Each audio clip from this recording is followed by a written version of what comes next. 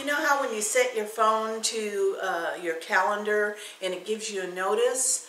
Well, the notice was that it's the Sisters Outdoor Quilt Show. And I know, like many of you, that I am grieving the fact that we are not actually together here in Sisters to walk and take in the quilt show all together. But I know from hearing from some of you that you have already plans for arriving next year. And so next year, it's going to be a party, and we will be meeting at Fika Coffee and taking in all the quilts. But what to do this year? I decided that I would give you a little quilt show of my history of quilting. Now be sure that you go to the Sisters Outdoor Quilt Show website and the Stitching Post website, because they've worked so hard to put together a virtual quilt show for you. And you know, it is what it is, isn't it? So let's get started. What I thought I would do is show you some of my quilts, the long history of my quilting, and the fact that I like it all. There is no specific genre, as you shall see in the quilts that I show you, that I kind of dabbled in a lot of different things. But let's start with the quilt, the first large quilt that I made. And this was back in the early 90s, and it was a design your own quilt. It was kind of to teach you how to piece and to do the layout of the quilt. So this thing is a very, very large queen size quilt, totally out of Debbie Mum fabrics. And it is called the Queen Mum. I know I'm not tall enough or wide enough to show you the whole thing, but you get an idea. Totally made out of Debbie Mum fabrics, which I've talked about before. And this quilt actually traveled the United States with the fabric manufacturer. And I just took all of her fabric line that year and designed blocks and then the layout. I love this quilt because it was the beginning. It was my quilt from the beginning. I keep this quilt here because it is a quilt, a learning quilt. I wanted to make a two-color red and cream quilt. Doesn't everybody want to do that? But I kind of wanted to give it a old look, so I thought I would tea dye it. Look what happened. Look what happened. It turned out only some of the fabrics took up the tea dye. Lesson learned. Dye your fabric first before you piece your quilt. Because now I have a three-color quilt. Sorry, I'm not tall enough, or my arms aren't wide enough. Let's see, what have we got here? Oh, this is one of my favorites. I got this kit from Holly Hill's Quilt Shop up in near Portland, and it's called Chubby Chicks. Love this pattern. Love, love, love this pattern. And I love the name of it, Chubby Chicks.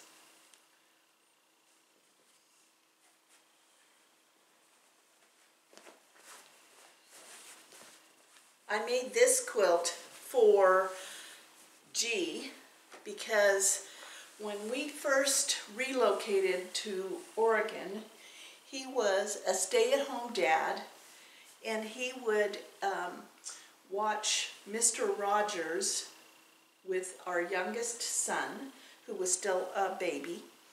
And so I made Mr. Rogers' Neighborhood for him, because when I'd come home from work, he would say, Mr. Rogers likes him just the way he is. So a little bit of designing, a little bit of applique, fusible applique. Isn't that cute? This is just leftover corners from half square triangles that I saved and turned into a little star quilt. I used to not waste any piece of fabric. Now, since it's the Sisters Outdoor Quilt Show, I have to show you a quilt that Jean Wells made. I wish I was taller, but this quilt I was lucky enough to get at an auction. And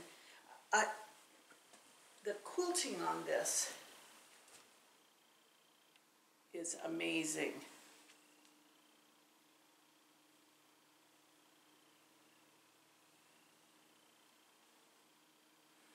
Isn't that beautiful? I love this. And the fact that the founder of the Sisters Outdoor Quilt Show made it. I always wanted to do an Irish chain and with scalloped edges. So this was on our bed for years. Made out of 30s fabrics. And I taught myself how to scallop and how to bind a scallop edge.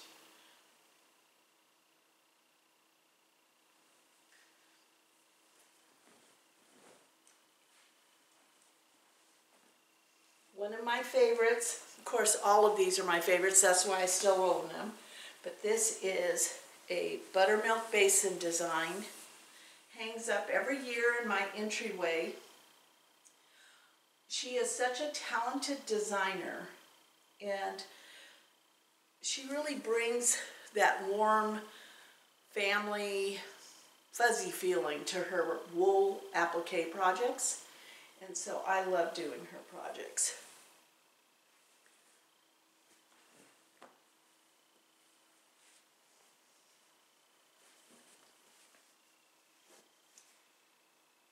This actually has the date, I put the date 2014 on it. This was a Primitive Gatherings quilt.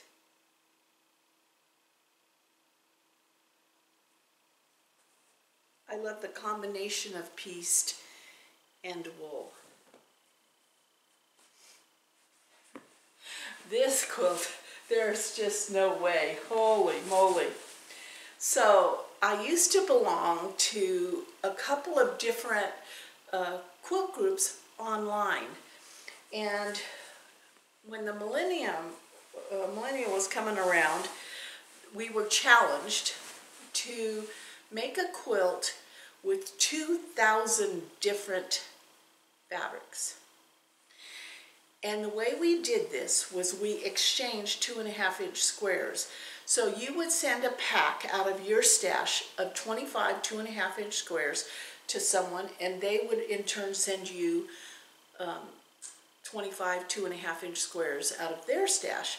What was truly amazing to me in that process was that I only had 5 duplicate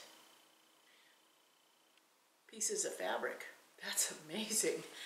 And included in each packet that you sent out a muslin square with your signature and where you were located. So this quilt is a triple Irish chain. There's no way I could hold it up. There's no way an army of firemen could hold this up. It is 25, I can't remember how many 25-inch square packs I got, but it's a triple Irish chain, and then I included the signature in there. I don't know if you'll be able to see that, but here's Susan Sweeney from Benicia, California, and then Aisha Khalid from Kuwait. Is that not amazing? The world of quilters is small. Here's Cinderella Crone from Albuquerque, New Mexico. Val Leo from South Africa. I mean, this project was truly one of those game changers on how small the world really is. And this is actually a quilt that is registered. Oh, see, look at the label. Label is even with the squares. And this quilt is part of the Oregon Quilt Project. It's part of history.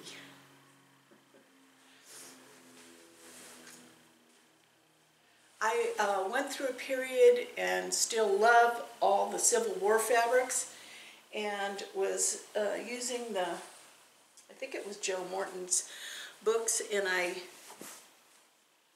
made this quilt. So you can tell there's no one genre that I'm doing. This quilt was another online exchange, and this one was where we exchanged a few years ago. They came out with the State Flower fabric line, and so we exchanged signature blocks where the block was made out of your state flower.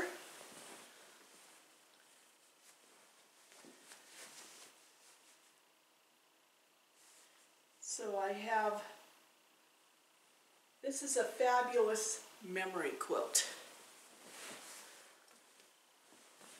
So like right here, Susan Oliver, 2003 from Wyoming.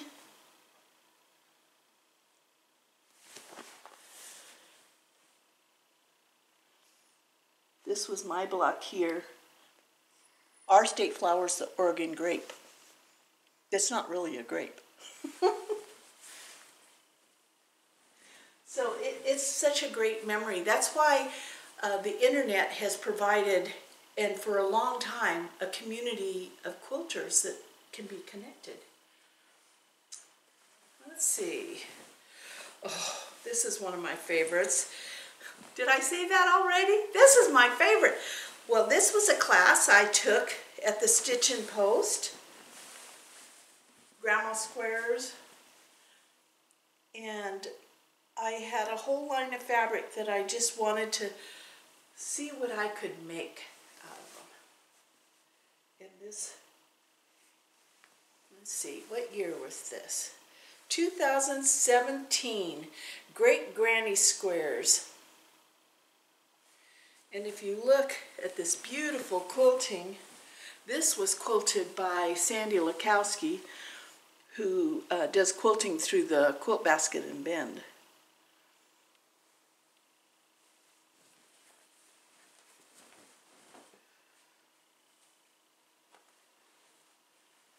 Let's see here. Snapshot 2017. And this was, let's see, who was this through? Oh, this was through the Fat Quarter Shop. It was a block of the month. And my color genre, maybe what you would say, is usually not these colors, but I thought it was so sweet I had to make it. And it was raising money for St. Jude's.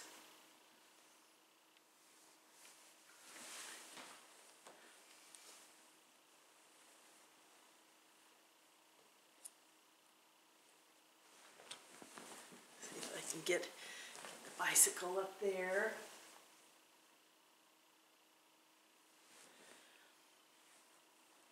That is a fun one. Fun, fun, fun. Mr. Chillingsworth, I presume. I always hang him up at Halloween.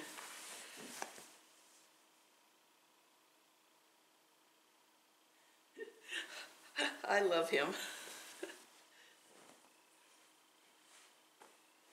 This one here is a line of fabric that I bought on our travels through Wyoming and Nebraska. And this is called Silass Bears. Silass Bear, I should say, because it's just one bear.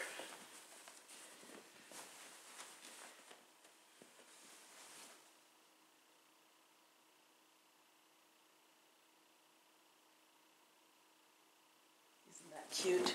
That was a free pattern put out by that fabric line. Get bored yet? Here's my dabble into needle turn applique.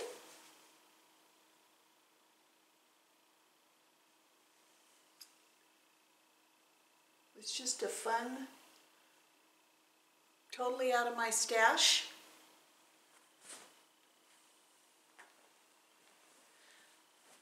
The Quilt Basket, which was formerly the BJ's Quilt Basket, used to have a first Saturday program where you'd show up the first Saturday of every month and you'd get a block for that month, and eventually after 9 months or so you'd end up with a quilt.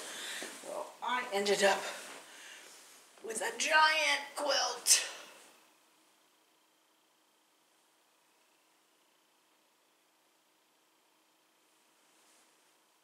Beautiful, beautiful.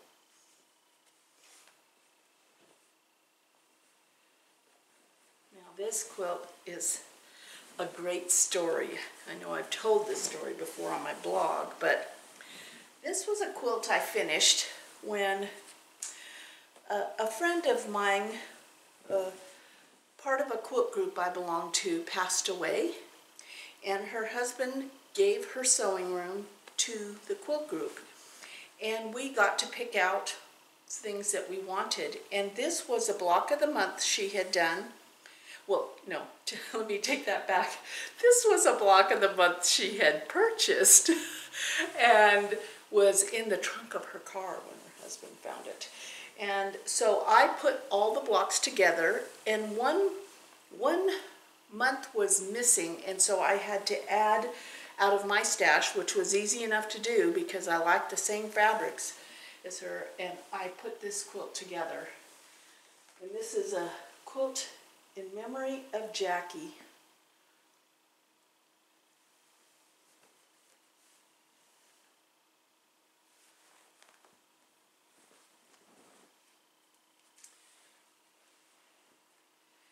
This is another quilt by Holly Hills. It was a quilt kit they put together, and it was a row quilt, Christmas row quilt. And I always have this on the, I especially love these Christmas balls and presents. I always have this on the back of my couch during the holidays.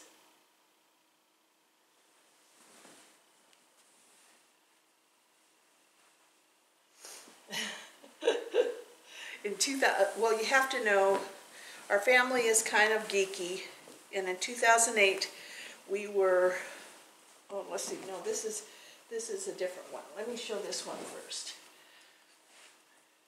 Let's see, is it this one? Yes. Yeah, so let me see the year on this one. 2003.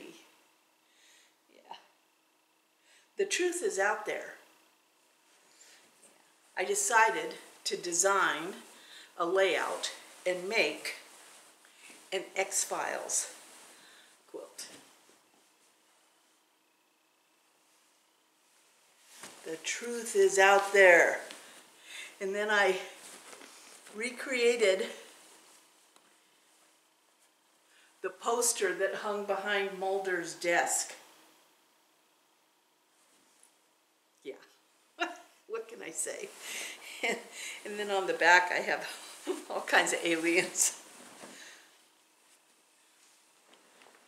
But this quilt was a Debbie Caffrey mystery quilt that my quilt group, the Fabric Stalkers, did one time. We started it on retreat. And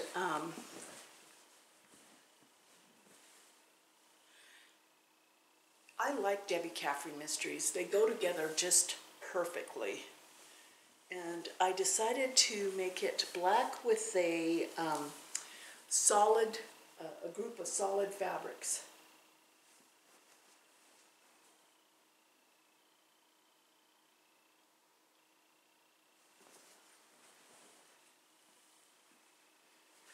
Get down towards the bottom. Oh, this is another Fat Quarter Shop block of the month, and it was Barnes. And again, not my normal colorway, but I just loved it. And look at those barns. It was just so fun. I believe it's a Lori Holt design. And I just loved all the little motifs that were in the barns. So that was fun to make.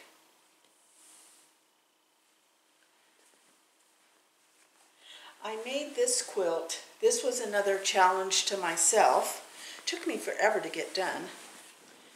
It's a combination of applique with a buttonhole, black buttonhole in the old-fashioned sense.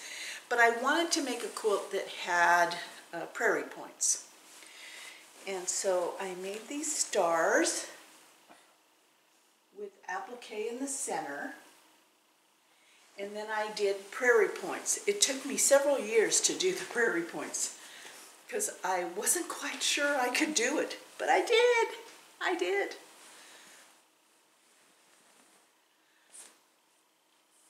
And finally, at the bottom of this pile, of course, this doesn't include the dozens of table toppers, wool applique, all of those things.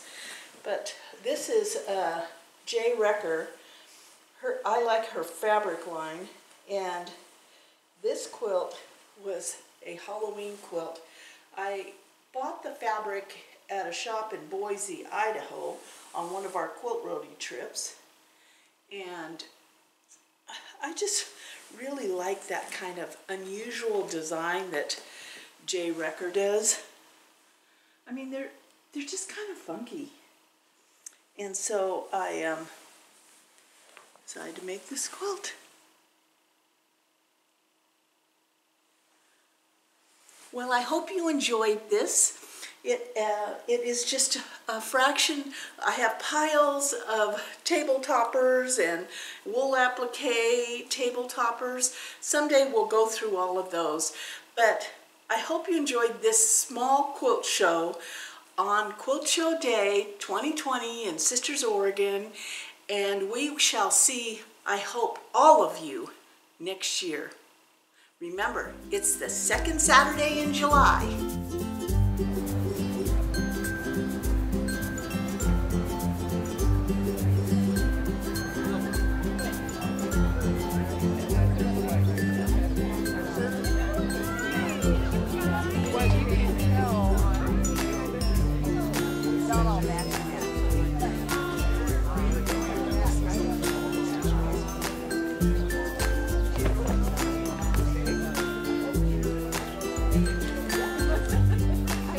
The door.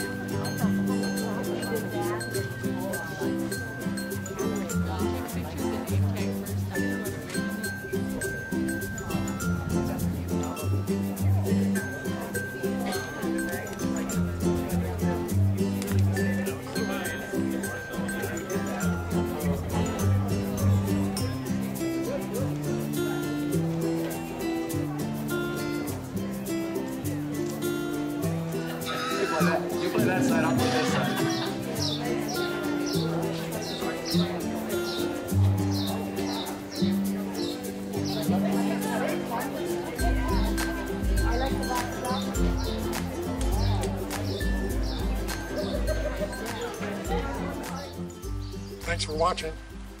And be sure to like and subscribe on Quilt Roadies.